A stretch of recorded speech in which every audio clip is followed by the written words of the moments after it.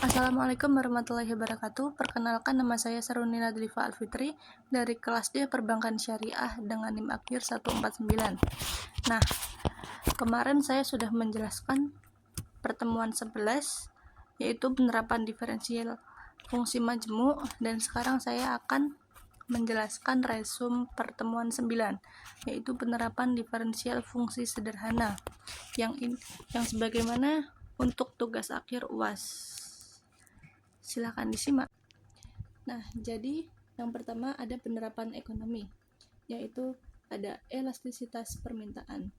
Elastisitas permintaan adalah ukuran yang menunjukkan seberapa besar perubahan jumlah barang yang diminta akibat perubahan harga barang tersebut.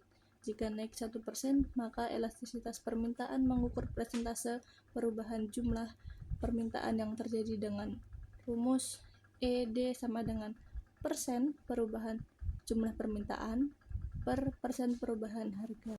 Nah, di sini saya ada contoh sebagai contoh elastisitas permintaan, yaitu sebuah barang turun dari harga 5 juta menjadi 4 juta sehingga permintaan naik dari 500 menjadi 650 unit.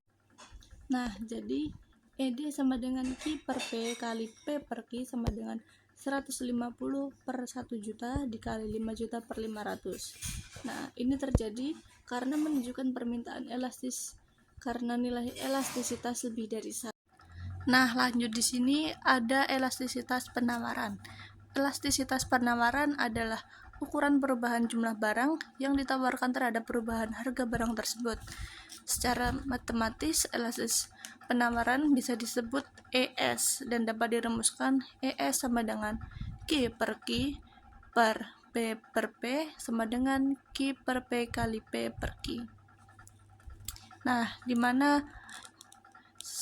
Q adalah perubahan jumlah barang yang ditawarkan, P adalah perubahan harga. Nah, di sini saya ada contoh elastisitas penawaran. Nah, ada harga awal barang yaitu 15.000 per barang dengan jumlah penawaran 1.000 barang.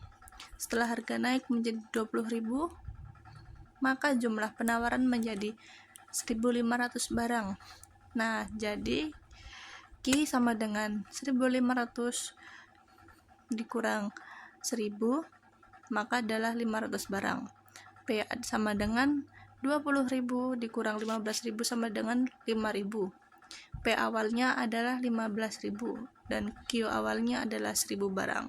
Jadi elastisitas penawarannya adalah ES sama dengan Q per P dikali P per Q, yaitu 500 per 5.000 dikali 15.000 kali 1.000, yaitu 0,1 dikali 15, dan hasilnya 1,5.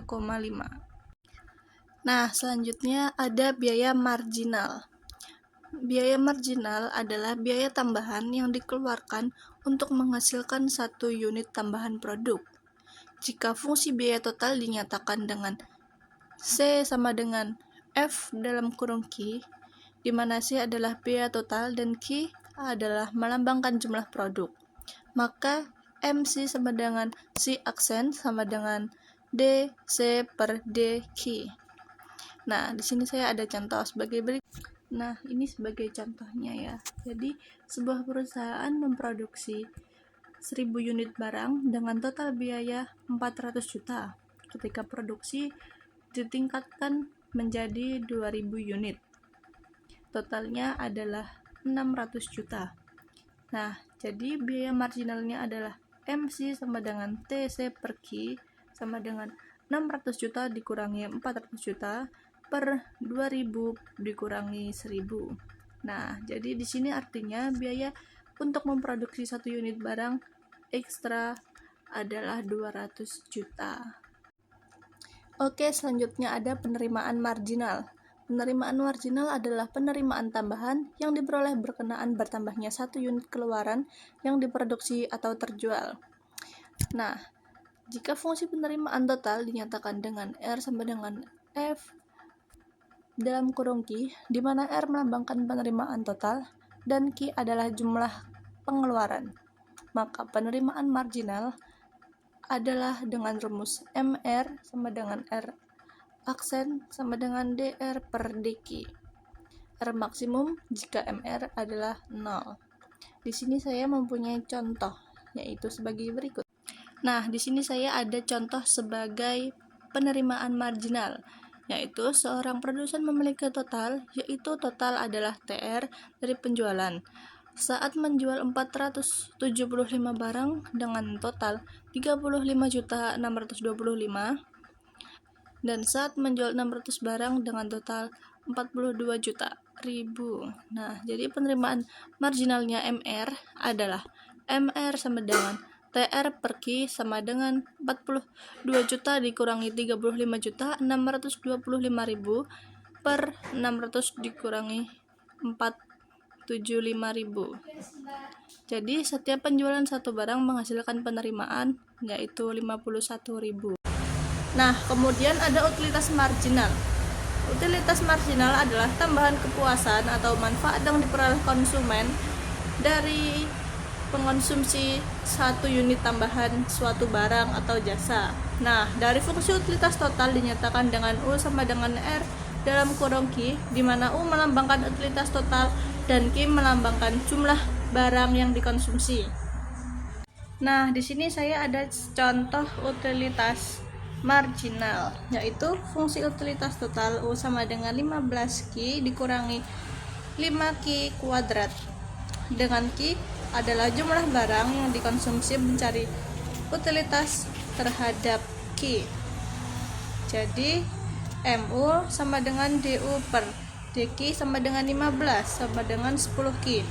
Jika konsumsi bertambah dari 2 unit menjadi 3 unit, maka MU2 sama dengan 15 dikurangi 10 dikali 2 sama dengan minus 5. Dan MU3 adalah 15 dikurang 10 dikali 3 adalah minus 15. Nah, jadi artinya tambahan kepuasan dari unit 3 lebih kecil dan bahkan negatif, sehingga konsumen sebaiknya tidak memaksimalkan kepuasan.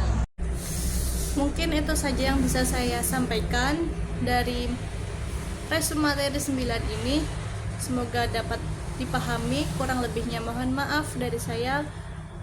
Wassalamualaikum warahmatullahi wabarakatuh.